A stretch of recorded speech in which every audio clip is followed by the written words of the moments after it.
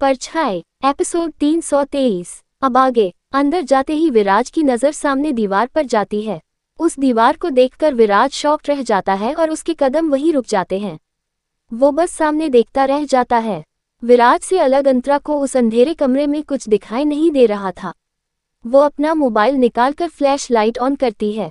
उस कमरे में रोशनी आने पर अंतरा की नज़र भी सामने दीवार पर जाती है और उसकी भी वही हालत होती है जो विराज की थी। अंतरा उस दीवार की तरफ अपनी उंगली पॉइंट करते हुए कहती है, ये कैसे हो सकता है, कार्ति की बहन। और ये कहते हुए अंतरा की नज़र सामने दीवार पर ही रुकी हुई थी। उस दीवार में बहुत सी तस्वीरें लगी हुई थी। वो तस्वीरें युवराज, सुहानी, युवराज के मॉम डैड, समायरा और अर्नव की थी। विराज और अंतरा ये सब देखकर बहुत हैरान थे, खासकर अंतरा। उसे बिल्कुल भी अंदाज़ा नहीं था कि कार्ति की बहन का विराज की फैमिली से किसी भी तरह से कनेक्शन हो सकता है। विराज खुद को संभालते हुए आगे बढ़ता है और उस कमरे में रखे सामानों को गौर से देखने लगता है। अंतरा जाकर रूम की लाइट्स ऑन करती है और वो भी उस कमरे को देखने लगती है। विराज को अब कुछ कुछ बातें समझ आ रही थी। वो बड़े गौर से उस कमरे में रखे एक एक सामान को देख रहा था। तभी अंतरा विराज से कहती है, क्या तुम इस बारे में पहले से जानते थे? विराज बिना किसी एक्सप्रेशन के कहता है, नहीं। अंतरा कहती है, तुम फिर झूठ बोल रहे हो। ये सब देखकर ऐसा लग रहा है जैसे कार्ति की बहन तुम्हारी और रेयांश की फैमिली को अच्छे से जानती थी और तुम भी उसे ढूंढते हुए यहाँ तक आ गए हो। आखिर बात क्या है? विराज अंतरा के सवाल का जवाब नहीं देता और अपने काम में लगा रहता है। अंतरा विराज को गुस्से से देखती और फिर अपने काम में लग जाती है।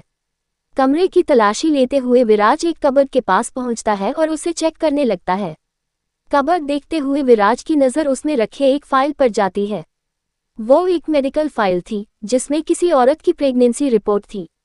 उस फाइल में उसका नाम वर्तिका लिखा हुआ था। उस रिपोर्ट को देखते ही विराज समझ गया था कि ये श्रेया की सरोगेट मदर की रिपोर्ट है। उस फाइल में उन रिपोर्ट्स के साथ कुछ और भी पेपर्स थे। विराज जब उन पेपर्स को देखता है तो चौंक जाता है।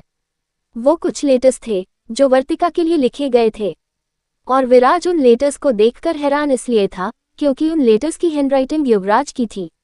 उन लेटर्स में युवराज वर्तिका को शिमला आने के लिए कह रहा था जिससे वो और सुहानी उसका ध्यान रख सके। इसके साथ युवराज बार बार वर्तिका के हेल्थ के बारे में भी जिक्र कर रहा था और उसने ये भी कह रहा था कि जो इस वक्त उसकी पेट में है उसे संभाल पाना बहुत मुश्किल है। विराज उन लेटर्स को देखते हुए अपने मन में कहता है, ये तो साफ समझ आ रहा है कि डैड ने इस वर्तिका को श्रेया को इस दुनिया में लाने के लिए चुना था, पर मैं ये नहीं समझ पा रहा हूँ कि क्यों, और क्या ये वर्तिका भी अपनी बहन की तरह? ये सोचते हुए विराज की नज़र अंतरा पर जाती है जो एक सूटकेस में कुछ देख रही थी जो खुला हुआ था। विराज धीरे से उन मेडिकल पेपर्स को छुपा देता है जिससे अंतरा उसे देख ना पाए। उस फाइल को साइड में रखने के बाद विराज देखता है कि अंतरा उसके सामने रखे सूटकेस को एकटक देख रही थी। विराज को कुछ गड़बड़ लगता है और वो अंतरा की तरफ बढ़ता है। अंतरा के करीब जाने और विराज देखता है कि अंतरा काफी परेशान लग रही थी और उसका हाथ सूटकेस से कुछ ऊपर हवा में था। विराज अंतरा के पास जाकर कहता है, ये तुम क्या कर रही हो? अंतरा डरी हुई नजरों से विराज को देखते हुए कहती है, तुम इस औरत को क्यों ढूंढ रहे थे? विराज को अंतरा अब कुछ ठीक नहीं लग रही थी। वो धीरे धीरे अंतरा के पास जाते हुए कहता है, अंतरा क्या बात है? अंतरा का वो हाथ अब कांपने लगता है। वो खुद को संभालने की कोशिश करते हुए कहती है, कार्ति की बहन कोई नॉर्मल इंसान नहीं थी, बल्कि ये कार्ति से कहीं ज्यादा खतरनाक थी। ये सुनकर विराज हैरान रह जाता है। अब तक उसे लग रहा था कि वर्तिका कार्ति की तरह नहीं हो सकती। अगर ऐसा होता तो युवराज कभी भी उसे अपने बच्चे को जन्म देने के लिए नहीं चुनता। लेकिन अब जो अंतरा कह रही थी वो तो विराज की समझ के बाहर था। विराज अंतरा की बात को ठीक करने की कोशिश करते हुए कहता है, ये तुम क्या कह रही हो? शायद वो खतरनाक नहीं थी। हो सकता है कि वो कार्ति से ज्यादा पावरफुल हो, लेकिन उसकी शक्तियां प्योर हो। ये सुनते ही अंतरा गुस्से में उठकर खड़ी हो जाती है और विराज की आंखों में देखते हुए कहती है, नहीं, ये कार्ति से कहीं ज्यादा बदतर है। 22 साल हो चुके हैं उस औरत को मरे हुए, लेकिन आज भी उसकी भयानक एनर्जी मैं यहाँ महसूस कर पा रही हूँ। विराज सवालिया नजरों से अंतरा को ही देख रहा था। अंतरा आगे कहती है, अब तक मुझे लगता था कि कार्ति मुझे यहाँ इसलिए नहीं आने देती थी क्योंकि वो अपनी बहन की हर चीज को सबसे दूर रखना चाहती थी, लेकिन अब मुझे समझ आ रहा है इस एनर्जी को कोई भी ज्यादा देर तक झेल नहीं सकता, ये ऊर्जा किसी भी इंसान की नकारात्मकता को जागृत करने के लिए काफ़ी है। उसकी मौत के बाद भी ये ऊर्जा किसी को भी खत्म कर सकती है। ये कहते हैं अंतरा की हालत और ख़राब होती जा रही थी। वो अब पसीने से लथपथ हो चुकी थी और बुरी तरह से कांप रही थी। ये देखकर विराज फौरन अंतरा के करीब जाता है और उसे थामते हुए कहता है, ये तुम्हें क्या हो रहा है? अंतरा विराज के सहारे खड़ी थी। वो अपनी कांपती हुई आवाज़ में कहती है, मैं खुद को रोक नहीं पा रही हूँ। मुझे अभी यहाँ से ले चलो, वरना मेरी हालत भी रेयांश की तरह हो जाएगी। यहाँ कुछ ऐसा है जो मेरे अंदर की काली शक्तियों को तेजी से जागृत कर रहा है। विराज अपने एक हाथ से अंतरा को बाहों में लेता है और उसके चेहरे को अपने दूसरे हाथ में लेते हुए कहता है, ये तुम क्या कह रही हो? ये कैसे हो सकता है? वो तो कब का मर चुकी है। अंतरा विराज की शर्ट पर अपनी पकड़ मजबूत करते हुए कहती है, अगर मैं अभी यहाँ से नहीं निकली तो तुम मुझे कंट्रोल नहीं कर पाओगे। मुझे रोकने के लिए तुम्हें मुझे मारना होगा। विराज देखता है कि ये कहते हुए अंतरा के हाथ से काला धुआं जैसे कुछ निकल रहा था।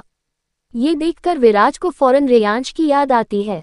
विराज और कुछ देर उस कमरे की तलाशी लेना चाहता था, लेकिन अंतरा की ऐसी हालत देखकर वो परेशान हो जाता है और फौरन अंतरा को गोद में उठाकर उस घर से बाहर निकल जाता है। विराज अंतरा को कार की फ्रंट सीट पर बैठाकर उसे सीट बेल्ट लगा देता है। अंतरा की बॉडी पसीने से भीग गई थी। उसने अपनी आंखें और मुठ्ठियां कसकर बंद कर ली थी। अंतरा को देखकर साफ समझ आ रहा था कि इस वक्त वो बहुत दर्द में है। विराज अंतरा का चेहरा अपने हाथ में लेकर कहता है, अंतरा, मुझे बताओ, क्या तुम्हें तकलीफ हो रही है? दर्द हो रहा है? मुझे ये बताओ कि मैं तुम्हें ठीक करने के लिए क्या कर सकता हूँ।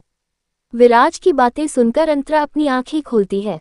अंतरा की आंखें बिल्कुल लाल हो चुकी थी, जिसे देखकर विराज और परेशान हो जाता है और उसका हाथ थामते हुए कहता है, ये क्या हो रहा है तुम्हें? अंतरा जवाब देती है, उस सूटकेस में कुछ था, कुछ ऐसा जो बहुत नकारात्मक था। जैसे ही मैंने उसे खोला, मेरे श्राप का मुझ पर असर अचानक से बढ़ने लगा। ऐसा मेरे साथ पहले कभी नहीं हुआ था। हमेशा अपनी कोशिशों से इसे मैं रोक लेती थी, लेकिन आज मैं ऐसा नहीं कर पा रही हूँ। विराज परेशान होकर आगे कहता है, मुझे बताओ, तुम्हें क्या चाहिए? विराज की बात पूरी होते ही अंतरा अपने एक हाथ से विराज की गर्दन को कसकर पकड़ लेती है। अंतरा के इस मूव से विराज दंग रह जाता है। अब अंतरा के चेहरे पर वो दर्द नहीं था जो कुछ पल पहले दिख रहा था। अब अंतरा विराज को बहुत गुस्से से देख रही थी, जैसे अभी उसकी जान ले लेगी। उसकी पकड़ विराज की गर्दन पर मजबूत होती जा रही थी, लेकिन विराज को देखकर ऐसा लग रहा था जैसे अंतरा की उस पकड़ उसे कोई फर्क नहीं पड़ रहा था। विराज अंतरा की फिक्र करते हुए कहता है, ऐसा करने की कोशिश मत करो। ये करके तुम खुद को ही तकलीफ दे रही हो। वक्त के साथ अंतरा की बौखलाहट बढ़ती जा रही थी। वो विराज की जीवन ऊर्जा खींचने की कोशिश कर रही थी, लेकिन वो ऐसा नहीं कर पा रही थी। इस वजह से उसका गुस्सा और भी बढ़ता जा रहा था, लेकिन वो रुक नहीं रही थी। विराज को अब अंतरा की फिक्र हो रही थी। वो फिर से अंतरा को समझाने की कोशिश करते हुए कहता है, अंतरा, रुक जाओ, तुम मेरी एनर्जी नहीं ले सकती। ये कोशिश तुम्हारी हालत और खराब कर रही है। अंतरा पर तो जैसे विराज की बातों का कोई फर्क ही नहीं पड़ रहा था। तभी विराज देखता है कि अंतरा के नाक और कान से खून निकलने लगता है। विराज समझ जाता है कि ये सब अंतरा इन नाकाम कोशिशों की वजह से ही हो रहा है। वो ये भी समझ रहा था कि अगर अब अंतरा नहीं रुकी तो वो खुद को बहुत ज्यादा नुकसान पहुंचा देगी। विराज अंतरा को बहुत समझाने की कोशिश करता है, लेकिन अंतरा आने होश में ही नहीं थी। उसके सर पर जैसे खून सवार हो गया था। विराज के लिए अब अंतरा को रोकना बहुत जरूरी हो गया था, लेकिन वो अपनी सारी कोशिशें करके थक गया था। अंतरा का शरीर भी कमजोर हो रहा था, लेकिन वो अपनी कोशिशें नहीं छोड़ रही थी। जब विराज को कुछ समझ नहीं आता तो वो आगे बढ़ता है और अंतरा को किस कर लेता है। पहले तो विराज के ऐसा करने पर अंतरा को कोई फर्क नहीं पड़ता, लेकिन कुछ पलों के बाद अंतरा की पकड़ विराज पर लूज होने लगती है और उसकी बॉडी फिर से कमजोर होने लगती है। धीरे धीरे अंतरा का दिमाग शांत होने लगता है और उसकी गुस्से से लाल आंखें बंद हो जाती है। विराज को एहसास हो रहा था कि अंतरा काफी हद तक शांत हो गई है। ये जानकर विराज जब अंतरा से अलग होने ही वाला होता है, तभी अंतरा अपने होश में आ जाती है और विराज को एक झटके से पीछे धकेल देती है। अंतरा के ऐसा करने से विराज उससे अलग हो जाता है, लेकिन उससे ज्यादा दूर नहीं जा पाता। ये सिचुएशन अब विराज और अंतरा दोनों के लिए काफी ऑकवर्ड हो गया था। अंतरा गुस्से में विराज को घूरते हुए कहती है, ये क्या बदतमीजी है? तुम्हारी हिम्मत कैसे हुई मेरे साथ ऐसा करने की? ये सुनकर विराज एक गहरी सांस लेता है और बिना किसी एक्सप्रेशन के कहता है, तुम्हें मुझे थैंक्स कहना चाहिए। कुछ देर पहले मुझे मारने के चक्कर में तुम अपनी ही जान ले रही थी। अगर मैंने ये करके तुम्हें रोका नहीं होता तो अब तक तुम मर चुकी होती। ये कहकर विराज पीछे हो जाता है और कार से बाहर निकल जाता है। अंतरा वहां बैठे बस विराज को देखती रह जाती है। उसका दिल अब तेजी से धड़क रहा था और उसकी सांसें तेज हो गई थी। अंतरा को इस वक्त ये समझ नहीं आ रहा था कि जो अभी अभी उसके साथ हुआ वो कोई सपना था या हकीकत। एपिसोड 324। अब आगे। विराज कार की ड्राइविंग सीट पर आकर बैठ जाता है और कार आगे बढ़ा देता है। कार के अंदर बिल्कुल खामोशी थी। विराज और अंतरा दोनों ही इस वक्त काफी अनकंफर्टेबल फील कर रहे थे, लेकिन विराज के चेहरे से उसकी फीलिंग्स बिल्कुल भी जाहिर नहीं हो रही थी। वो बिल्कुल काम दिख रहा था, लेकिन अंतरा की हालत ऐसी नहीं थी। वो कार में बैठे हुए एक बार सामने रोड को देखती तो एक बार तिरछी नजरों से विराज को। विराज ये अच्छे से नोटिस कर रहा था, लेकिन कुछ रिएक्ट नहीं कर रहा था। वो जानता था कि अगर उसने एक शब्द भी कहा तो अंतरा और भी ज्यादा अनकंफर्टेबल हो जाएगी। कुछ ही देर में विराज को कार उस विला के बाहर रुकती है जहां वो दोनों रुके हुए थे। कार के रुकते ही अंतरा कार से बाहर निकलकर विला के अंदर तेजी से चली जाती है। अंतरा के वहां से जाने के बाद विराज अपनी आंखें बंद करके एक गहरी सांस लेता है। उसका जो चेहरा अब तक एक्सप्रेशनलेस था, अब उसमें कुछ उलझन के भाव दिखने लगते हैं। विराज स्टीयरिंग पर एक पंच मारते हुए कहता है, व्हाट्स रॉन्ग विथ मी? ये मैंने क्या कर दिया? आई नो उसकी हालत उस वक्त ठीक नहीं थी, लेकिन इसका मतलब ये तो नहीं कि मैं उसे किस। विराज इससे आगे कुछ नहीं कहता। उसके दिमाग में बार बार बस वही सीन चल रहा था जब उसने अंतरा को किस किया था। ये सब सोचते हुए विराज की हार्ट बीट भी तेज होती जा रही थी। विराज यही सब सोच रहा था, तभी उसका फोन बजता है। उसके मोबाइल स्क्रीन पर रेयांश का नाम फ्लैश हो रहा था। विराज फौरन कॉल आंसर करते हुए कहता है, श्रेया कैसी है? मोबाइल से रेयांश की आवाज सुनाई देती है, वो ठीक है, मैं। रेयांश ये कह ही रहा था, तभी विराज थोड़ी सख्ती के साथ कहता है, क्या तुम उसे परेशान कर रहे हो? वो आज। इस बार रेयांश विराज की बात बीच में ही काटते हुए गुस्से में कहता है, अगर तुम्हें अपनी बहन की इतनी ही फिक्र है तो खुद यहाँ आकर उसे देख लो। मैंने इस वक्त तुम्हें किसी जरूरी काम से कॉल किया है, क्या मैं आगे बोलूं? रेयांश का जवाब सुनकर विराज और भी ज्यादा सीरियस हो जाता है और कहता है, हम। रेयांश आगे कहता है, जिस ऑर्फनेज में श्रेया रहती थी वो सृष्टि की फैमिली का है। तुम्हें सृष्टि के दादाजी से मिलना चाहिए। उस रात श्रेया की सरोगेट मदर के पास एक बैग भी था। आई थिंक वो बैग तुम्हें उन्हीं के पास मिलेगा। मेरी गट फीलिंग कहती है कि उस बैग में कुछ ऐसा लिंक जरूर होगा जिससे हमें आगे बढ़ने में मदद मिलेगी। रेयांश की बातें सुनकर विराज की आंखें गहरी हो जाती है। वो फौरन कहता है, तो क्या सृष्टि? रेयांश विराज की बात पूरी होने से पहले ही बोलता है, हाँ, वो श्रेया का पीछा कर रही है। मैं जानता हूं कि तुम्हें भी उस पर काफी वक्त से शक था। ये सुनकर विराज की मुट्ठी कस जाते हैं। वो गुस्से में कहता है, कुछ ही देर में मेरी टीम दीवान विला पहुंच जाएगी। सृष्टि का क्या करना है वो अब मैं देखूंगा। रेयांश विराज से असहमत होकर कहता है, नहीं, तुम ऐसा कुछ नहीं करोगे। पहले हमें ये जानना है कि सृष्टि और उसके वो दादा श्रेया से क्या चाहते हैं, उसके बाद ही हम कुछ करेंगे। विराज कहता है, मैं अब एक भी पल अपनी बहन को ऐसे किसी इंसान के आसपास नहीं रहने दूंगा जिससे उसे थोड़ा भी खतरा हो। रेयांश अपनी बात पर जोर देकर कहता है, जब तक मैं यहाँ हूँ श्रेया को कोई हार्म नहीं कर सकता। अगर किसी ने भी ऐसी कोशिश भी की तो वो उसकी आखिरी गलती होगी। श्रेया मेरे लिए भी उतनी ही जरूरी है जितनी। ये कहते हुए रेयांश खामोश हो जाता है। उसे एहसास होता है कि वो अब क्या कहने जा रहा था। ये सुनकर विराज भी कुछ देर के लिए खामोश रह जाता है। कुछ देर बाद विराज रेयांश को वार्निंग देने के अंदाज में कहता है, याद रहे, श्रेया मेरी बहन है और मेरे लिए वो दुनिया में सबसे ज्यादा इम्पोर्टेंट है। ये कहते हुए विराज की आवाज बहुत सख्त थी। रेयांश भी उसी सख्ती के साथ कहता है, डोंट वरी, मैं अच्छे से जानता हूँ कि मेरा अंत क्या है। श्रेया मेरे लिए सिर्फ एक रिस्पॉन्सिबिलिटी है। ये कहकर रेयांश कॉल कट कर देता है। रेयांश से बात करने के बाद विराज एक गहरी सांस लेता है और अपनी कार से बाहर निकलकर विला के अंदर चला जाता है। रात के 12 बज रहे थे। श्रेया अपने रूम में सो रही थी। उस रूम में एक डीम लाइट जल रही थी। तभी उसके रूम का दरवाजा धीरे से खुलता है और रेयांश रूम के अंदर आता है। रेयांश के हाथ में इस वक्त एक पिलो और एक ब्लैंकेट था। श्रेया के बेड के पास ही एक काउच रखा हुआ था। रेयांश चलकर उस काउच के पास जाता है और पिलो उस काउच में रखकर उस पर लेट जाता है। काउच पर लेटने के बाद रेयांश श्रेया को देखता है, जो अपना हाथ पैर पूरे बेड पर फैलाकर सो रही थी।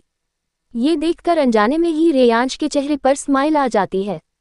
श्रेया किसी छोटे बच्चे की तरह मासूम थी और सोते हुए वो और भी मासूम लगती थी। सिर्फ रेयांश ही जानता था कि कैसे वो खुद को श्रेया से दूर रख पाता था। श्रेया को देखते हुए रेयांश को विराज की कही बात याद आती है और उसके चेहरे की वो स्माइल गायब हो जाती है। रेयांश श्रेया पर नजरें बनाए हुए कहता है, बस एक बार ये सब खत्म हो जाए, फिर मैं तुमसे बहुत दूर चला जाऊंगा। वैसे भी तुम्हारी फैमिली तुम्हें वो सब कुछ देगी जो तुम डिजर्व करती हो, और मैं तुम्हें सिर्फ अंधेरा ही दे सकता हूँ। ये कहते हुए रेयांश की आंखों के सामने वो सीन चलने लगता है जब समायरा ने उसे उसकी फैमिली से बहुत दूर जाने के लिए कहा था। ये सोचते हुए रेयांश की आंखें भर आती है और वो अपनी आंखें बंद कर लेता है। कुछ देर बाद रेयांश को कुछ आवाजें सुनाई देती है और उसकी नींद खुल जाती है। उसकी नज़र फौरन श्रेया पर जाती है। रेयांश देखता है कि श्रेया नींद में कुछ बड़बड़ा रही थी। वो इस वक्त काफी परेशान लग रही थी। रेयांश ने आज शाम श्रेया से उस रात के बारे में पूछा था, जिस बात से श्रेया काफी डर गई थी, लेकिन उसने कोई जवाब नहीं दिया था। रेयांश को लगता है कि शायद नींद में श्रेया से कुछ इन्फॉर्मेशन निकाली जा सकती है। यही सोचकर वो उठकर श्रेया की तरफ बढ़ जाता है। रेयांश बेड पर जाकर बैठ जाता है और गौर से श्रेया को देखने लगता है, जो अभी भी बेचैन होकर बड़बड़ा रही थी। श्रेया की आवाज़ बहुत धीमी थी, जिसे रेयांश सुन नहीं पा रहा था। श्रेया की बातें सुनने के लिए रेयांश अपना सर झुकाकर अपना कान श्रेया के चेहरे के करीब ले जाता है। ऐसा करने पर उसे श्रेया की आवाज़ कुछ कुछ सुनाई देती है। श्रेया घबराहट भरी आवाज़ में कह रही थी, मुझसे बार बार वही सवाल पूछना बंद कीजिए। मैं आपको नहीं बताऊंगी कि उस रात क्या हुआ था। रेयांश समझ जाता है कि श्रेया अभी भी शाम को उनके बीच हुई बात पर अटकी हुई है। रेयांश मौके का फायदा उठाते हुए धीमी आवाज में श्रेया से कहता है, ठीक है, अगर तुम मुझे नहीं बताना चाहती तो कोई बात नहीं, लेकिन कोई तो होगा जिससे तुम ये सब शेयर कर सकती हो। श्रेया रोने के अंदाज में कहती है, नहीं, बचपन से मेरे साथ ऐसा कोई भी नहीं है। जिसे भी मेरे बारे में पता चलता है वो मुझे छोड़कर चला जाता है। रेयांश फिर से श्रेया के कान के पास जाकर बिल्कुल धीमी आवाज में कहता है, लोगों को तुम्हारे बारे में ऐसा क्या पता चल जाता है कि वो तुम्हें छोड़कर चले जाते हैं। श्रेया अब नींद में उसके आंखों से आंसू बहने लगे थे। रेयांश को श्रेया की ये हालत देखकर बुरा लग रहा था। वो समझ सकता था कि उन अनकंट्रोल्ड पावर्स के साथ श्रेया का बचपन कैसे गुजरा होगा जब उसे कोई संभालने वाला नहीं था। रेयांश एक पल के लिए श्रेया के आईब्रोज के बीच अपनी एक उंगली रखकर हटा देता है। इसके बाद वो श्रेया के चेहरे पर आ रहे आंसुओं को धीरे से पोंछते हुए प्यार से कहता है, श्रेया, मुझे बताओ क्या हुआ था। रेयांश ने श्रेया को एक तरह से हिप्नोटाइज करने की कोशिश की थी।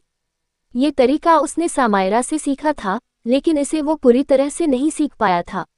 रेयांश तो आज बस अपनी किस्मत आजमा रहा था। श्रेया नींद में ही सिसकते हुए कहती है, मैं दूसरे लोगों से अलग हूँ। मैं आत्माओं को देख सकती हूँ। हर वक्त मेरे साथ कुछ ऐसी चीजें होती हैं जिसे मैं समझ नहीं पाती। कभी कभी मेरी वजह से लोगों को चोट भी पहुंच जाती है और इसलिए लोग मुझे छोड़कर चले जाते हैं। मैं ऐसा जानबूझकर नहीं करती, लेकिन पता नहीं कैसे ये बस हो जाता है। रोने की वजह से अब श्रेया के गाल और उसकी नाक लाल हो गए थे। रेयांश श्रेया का हाथ थामे हुए कहता है, श्रेया, मैं तुम्हें छोड़कर कभी नहीं जाऊंगा, लेकिन तुम्हें मुझे बताना होगा कि उस रात क्या हुआ था। रेयांश का सवाल सुनकर उसके हाथ पर श्रेया की पकड़ मजबूत हो जाती है। रेयांश साफ देख पा रहा था कि श्रेया इस वक्त डर रही है। रेयांश के लिए उस रात के बारे में जानना बहुत जरूरी था, इसलिए वो श्रेया के पास ही लेट जाता है और उसे कसकर अपनी बाहों में ले लेता है। श्रेया रेयांश की वजह से बेहोश थी, जिस वजह से उसे इन सब का एहसास नहीं हो रहा था। रेयांश श्रेया को अपनी बाहों में लेकर कहता है, देखो, अब तुम मेरे साथ बिल्कुल सेफ हो। ना मैं तुम्हें छोड़कर कहीं जाऊंगा और ना ही तुम्हें कुछ होने दूंगा। कुछ देर बाद श्रेया बड़बड़ाते हुए कहती है, उस रात वो आया था और उसने सबको मार दिया। तब मैं नींद में थी, लेकिन पता नहीं कैसे मैं नींद में ही सब कुछ देख पा रही थी। वो ऑर्फनेज में मेरे लिए आया था, लेकिन वो मुझे अपने साथ नहीं ले जा पाया, उसने मुझे बचा लिया। श्रेया की बातें सुनकर रेयांश और क्यूरियस हो जाता है और कहता है, कौन तुम्हें लेने आया था और किसने तुम्हें बचाया। श्रेया अचानक से रोना बंद कर देती है और अपना मुंह फुलाकर कहती है, वो बहुत बुरा है। हमेशा मुझे परेशान करता है। रेयांश बौखलाहट के साथ कहता है, श्रेया प्लीज मुझे बताओ कौन था वो, और उस रात क्या हुआ था। श्रेया गुस्से में कहती है, इस रात उसने मेरे साथ बहुत बुरा किया। रेयांश परेशान होकर कहता है, क्या किया था उसने। श्रेया आगे कहती है, उसने मेरी आइसक्रीम ले ली। श्रेया का जवाब सुनकर रेयांश का मुंह बन जाता है। उसे समझ नहीं आ रहा था कि श्रेया क्या कह रही है। रेयांश कंफ्यूज होकर कहता है, व्हाट। श्रेया शिकायत भरे अंदाज में कहती है, हाँ विराज सर ने मुझसे कहा था कि फ्रिज की सारी आइसक्रीम मेरी है, लेकिन रेयांश सर ने मुझे खाने नहीं दिया। मेरी लास्ट आइसक्रीम मुझसे छीन कर ले गए। मुझे लगता है ना, उस रात मुझे आइसक्रीम खाते देख उन्हें भी लालच आ गया होगा, लेकिन वो तो इतने बड़े बिजनेसमैन हैं, नई आइसक्रीम ले लेते, मेरी वाली क्यों ले गए। जाहिर सी बात थी कि रेयांश का वशीकरण श्रेया पर ठीक से काम नहीं कर रहा था। श्रेया रेयांश के सवाल का कुछ और ही जवाब तो दे रही थी। रेयांश को अब गुस्सा आने लगा था। वो फिर से श्रेया से अपना सवाल करता है, श्रेया मुझे ये बताओ कि उस रात ऑफनेज में। श्रेया नींद में ही कुछ सोचते हुए कहती है, मुझे लगता है ना कि रेयांश सर कंजूस है। ये सुनकर रेयांश मुंह बनाकर कहता है, क्या। श्रेया आगे कहती है, उस रात वो आइसक्रीम खरीदना नहीं चाहते थे, इसलिए मेरी वाली ले गए। वैसे भी मैंने सुना है कि अमीर लोग बहुत कंजूस होते हैं, ऐसे ही तो वैसे बचा बचा कर अपनी कंपनी खड़ी कर देते हैं। रेयांश श्रेया को गुस्से से घूरते हुए कहता है, इसे क्या लगता है मैंने अपनी कंपनी आइसक्रीम के पैसे बचाकर बनाई है। क्या ये लड़की पागल है। आगे की स्टोरी के लिए कमेंट कीजिए।